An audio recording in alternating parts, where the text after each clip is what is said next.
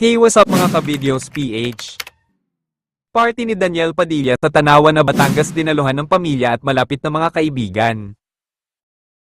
Simpleng birthday lamang daw at si Daniel Padilla pa mismo ng setup sa Tanawan na Batangas para sa kanyang 29th birthday na dinaluhan ng pamilya at malapit na mga kaibigan. Present din ang kanyang mga magulang na sina Romel Padilla at Carla Estrada na proud naman sa achievement ng anak. Sabi ni Carla na si DJ daw ang abala sa set up para sa kanyang 29th birthday. Message ni Carla Estrada sa kanyang anak na si Daniel Padilla.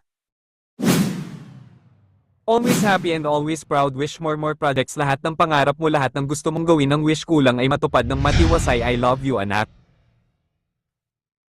At ang ama ni Daniel Padilla ng message din Romel Padilla, sabi nararamdam daw natin ang ups and down and end of the day ang makakasama mo is ay ang pamilya mo at ang tunay mong mga kaibigan. At nagpapasalamat ako doon sa mga tumindig for DJ sa anak ko yung panahon na siya ay nasa ibaba and everything, lahat-lahat na. At doon naman sa mga patuloy na hindi kami binibigyan ng katahimikan pagdating naman sa punto G, may masa at sinong mabuti sana matapos na lahat yon.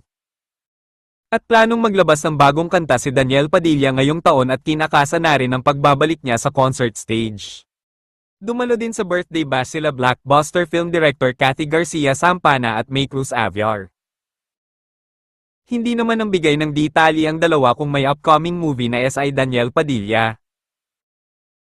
Present din ang mga ABS-CBN executive dumalo sa 29 birthdays ni Daniel Padilla na si Chairman Mark Lopez and ABS-CBN President and CEO Carlo Caticbao.